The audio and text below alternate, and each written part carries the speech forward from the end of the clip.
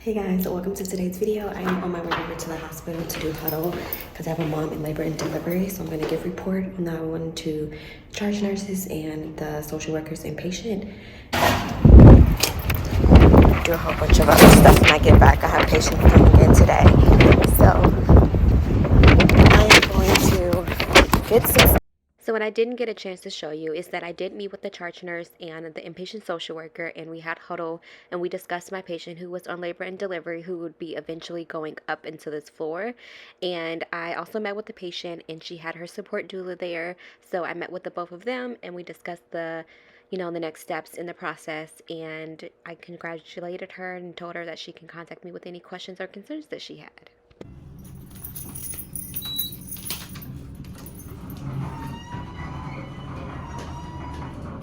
Okay guys, I just did huddle. Now I'm gonna go meet with the patient, give her a brief update, just let her know that I'm here, I'm watching her so she knows that she has an advocate. Floor. Here we go.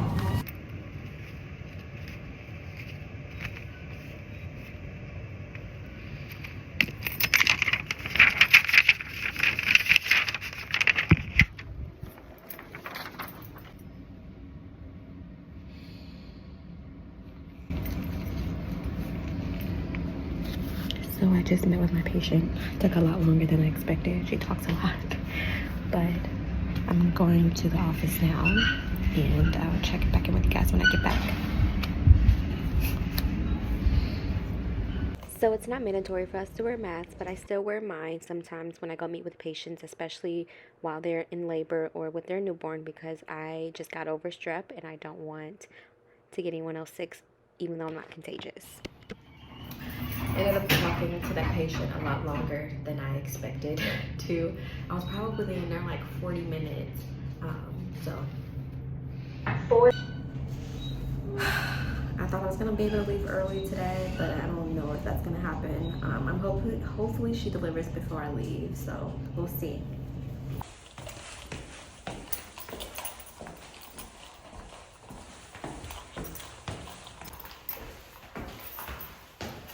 My stairwell's open again.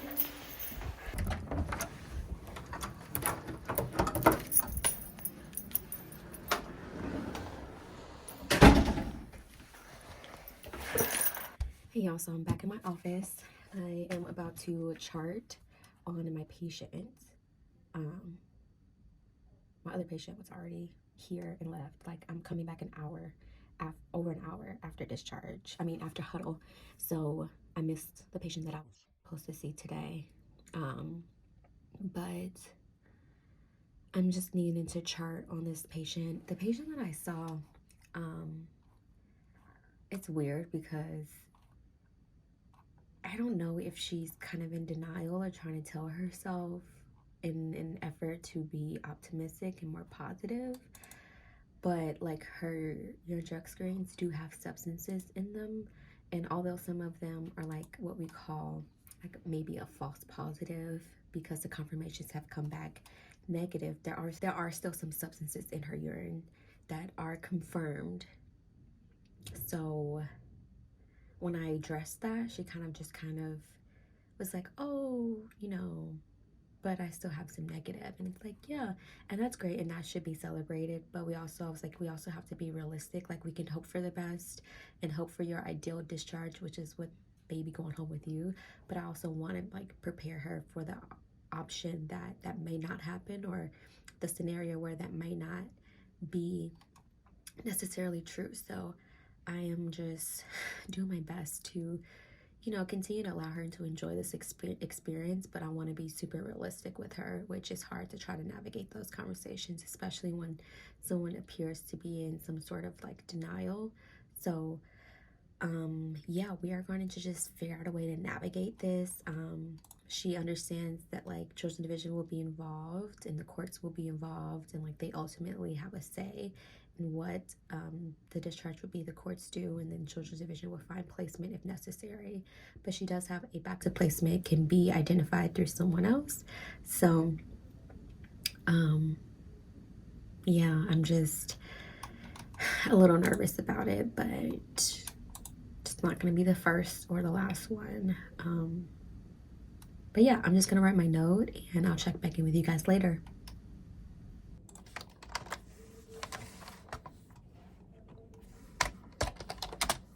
Okay, guys, I got straight into writing my note and updating our communication log. So I first update the note in the chart so that everybody in the hospital can see it. And then I update our communication log, which is what the inpatient social workers can see and the charge nurse. And this just has the most pertinent, important information that if you were just needing to take a glance at a note or just get the basic updates about the family, that you will be able to get that information just right there in the communication log instead of reading the entire chart. So my clinic only sees the patients up to about 6 to 8 weeks postpartum, and she falls under that category of meeting with us from 6 to 8 instead of staying with us for up to 2 years. So I need to find a place for her to go to after her 6-week appointment is done with us. So what I do is I discuss this with the patient. I figure out their preferences, what city or zip code they want me to look at, if they have any special needs or requests or other health needs that need to be addressed. I try to find a doctor that can specialize or a clinic that can, meet all of their needs. So this is what I'm doing, is that I'm looking under her specific insurance and trying to find a provider. And luckily in my state, it's pretty easy to find providers, and there's buttons that you can click that says allowing new patients, telemedicine, any other preferences that you might have. Like you can break it down to female providers or male providers. And so that's what I'm doing. So I'm looking up the zip code that she gave me in her chart. But for the purpose of this video, I'm just going to show you guys a popular city in the St. Louis area. I picked St. Charles because a lot of people do know about St. Charles. So as you can see, I scroll down and you can see all the different options that you can click. You can say meeting new patients. They have clinical social workers. They have nurse practitioners. They have psychiatry and psychology. So you can really customize this and click many options so you can populate a good list. And then they even allow you to send it via email. So it creates a PDF that you can send to yourself or the patient or both. So it's a really cool asset and resource that I would like to share with you guys. So I hope that you found that useful. So after that, I decided to go ahead and print off the month that we're in, that I'm filming this. And then also I printed out our EDD, which is estimated delivery dates for the month. So that just gives us an idea of who is going to be delivering this month and what date they're supposed to be delivering. And then I can cross them off and let the hospital know. Just be aware, on the lookout to see if anyone delivered at any other hospitals. So that's what I'm doing. And then obviously back to writing notes, as I always do.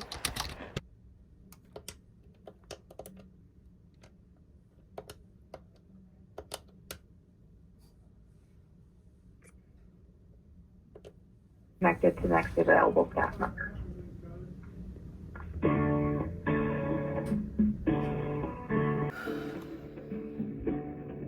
We appreciate your patience. Please continue to stay on the line.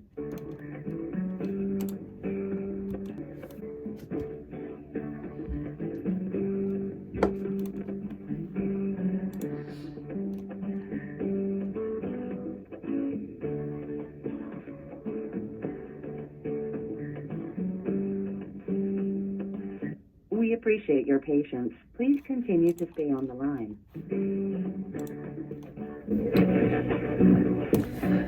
Okay guys, so while we're waiting, I have a patient coming in soon. She's kind of like, sometimes she comes, sometimes she doesn't. She's postpartum, so we'll see if she's able to manage to get in today. But she's pretty much my last one. We do have another patient coming in. We appreciate your patience. Please continue to stay on the line. But I'm not sure if she's mine or not, or anybody's. Like, no one like saw her as far as social work goes. But it looks like she has outpatient social work services. But she had her last appointment a month ago. And we appreciate your patience. Please continue to stay on the line.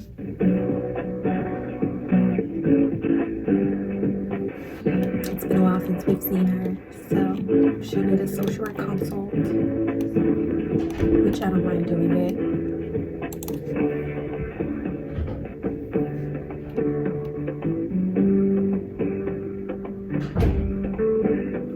Yeah, guys, that's what we have going on right now. Still on hold. We appreciate your patience. Please continue to stay on the line. Hi, my name is Ajane. I'm a social worker. I have a mom who's currently in labor, but she'll need a primary care physician once she's discharged. So I was wondering if you guys had any availability. It doesn't have to be necessarily soon, but I just wanted to get her an appointment. Okay. And are you looking for Dr.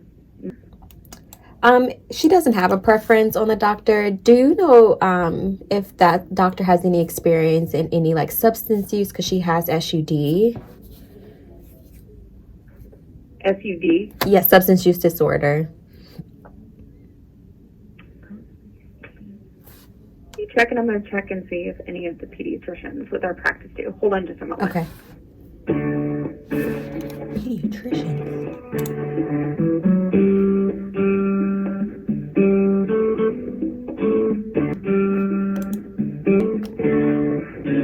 Is this a pediatrician?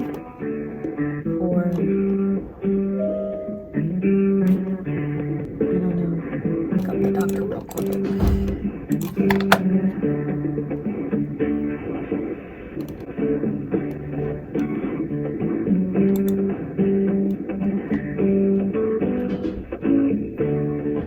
It says family medicine.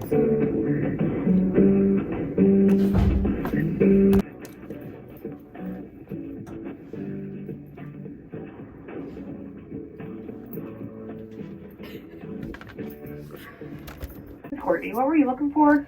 Hi, so I have a pregnant patient who's going to need a primary care physician once she's discharged. I was wanting to make an appointment, but she does have substance use disorder, so she was preferring if someone or if the physician knew or had experience with patients who have substance use disorder. Oh, no, we do not here. Okay. Goodness gracious, I'm trying to think. Well, I'll keep looking, but can I make an appointment for her? And then if I find someone else, I can call back, or she can call back and cancel it. Sure, give me 1 second.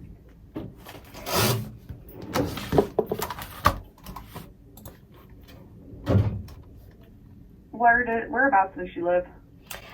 She lives on Missouri 63. And does she have a preference? Is it male, female, doctor? No, she has no preference. And do we have an idea of the date of discharge? She's in labor now, so I'm assuming it'll be about 3 days, but it doesn't have to be even within this month because she'll still have us for 6 weeks postpartum. So what if we were to do Tuesday that afternoon? That sounds good. All right. And what's her date of birth?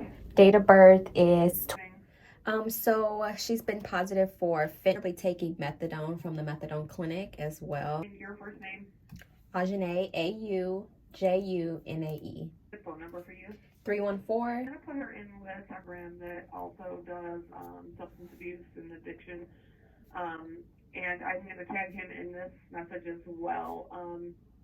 If he feels like it's something that he can't handle, then obviously we would contact you back and give you the name of the place that he's referring out to. Okay. He's pretty good about handling a lot of the stuff in-house, but if he's feeling that this is, maybe that's why I wanted to get your name and number, that way he can contact you if he feels he needs to. Okay. Just to see if it's something that's outside of his scope and, just not comfortable as a primary care doing. Right. Then he can let you know. That way we aren't going to waste our time or, money, obviously. We don't want to have anybody going through hoops if we don't have to. Right. On her down now, we will plan on seeing her on the... Okay. Thank you so much. And then her, like I said, her appointment's at 5. She'll have some new patient paperwork, and then, obviously, ID, insurance card, and meds she's currently taking that are prescribed. Okay. Would be great. And then, like I said, I'll reach out to him, and then if it's, like I said, if it's something he's not comfortable with, then I or he will reach out to you, and we'll let you know, okay? Okay. Sounds good. Thank you so much. Sounds great, honey. I appreciate it. Thanks. No problem. Bye. Bye-bye. It kind of worked out, so... That was like really my first attempt, and he did find someone, so we have her down for... Okay, so now at this point I'm just looking up everything to make sure that what I have is actually, like, I have the right spelling and stuff for the doctor, I have the right address, making sure that I wrote everything down, and I did not do this right. His name is, I don't know how I got an F instead of an S, you know, but we are good to go. And I'm gonna write this in my notes, the appointment time and everything, so I can refer back to it. Unfortunately, the patient cannot see this note. It has to be hidden because children's vision will be involved, but I'll let the nurse practitioners know and the lead nurse know, and hopefully they can also take over her psychiatry medications. If not, then I'll have to find her another psychiatrist, but hopefully the medications that she's on can be prescribed by a primary care doctor. But yeah, I'm gonna just put this stuff in and then let my staff know that I scheduled an appointment, so I can cross her off my list.